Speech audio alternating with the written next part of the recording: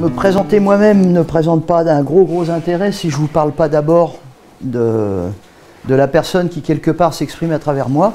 Donc je veux d'abord vous présenter le docteur Léon Coq-Yuan, parce que donc c'est mon professeur, disons, c'est quelqu'un que j'ai suivi pendant 35 ans, et il est décédé il y a 3 ans.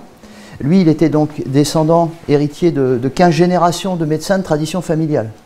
Donc on en reparlera peut-être brièvement, mais il faut comprendre que cette médecine, elle a traversé les siècles grâce à une forme d'enseignement qui est la tradition orale, un peu comme le compagnonnage en France. Donc c'était toujours des petits nombres, mais qualitativement, on passait du temps avec, puis après on faisait le tour des maîtres de l'époque, puis après on pratiquait, on enseignait à son tour. Donc il y avait comme ça une transmission qualitative du savoir et un enrichissement progressif. Donc c'est pas un enseignement, je dirais, de façon un peu horizontale, linéaire, nivelant, c'est plutôt quelque chose qu'on approfondit sur le temps.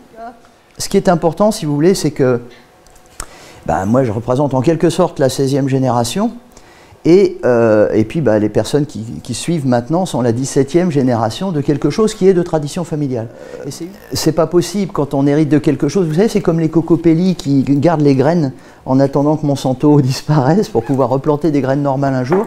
C'est un peu ça, on essaie de garder de la tradition parce que c'est difficile dans le monde comme ça, qui balaye un peu tout de façon massive, de garder des choses qualitatives. Donc, il y a ce côté-là pour ce qui concerne le sel. Donc, j'ai commencé en 77-78 à étudier la médecine chinoise. Et puis, voilà, il fallait une dizaine d'années pour que je me sente à peu près correct au niveau de l'apprentissage.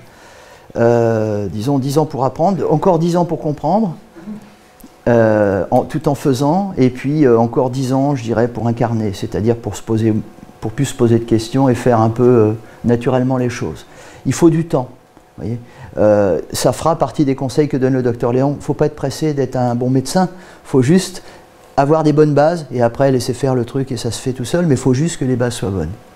Et c'est pour ça qu'on met tout l'accent là-dessus, parce que nous on est pressé, mais vous voyez, un cèdre c'est pas un bambou, c'est un truc qui prend son temps, mais c'est solide.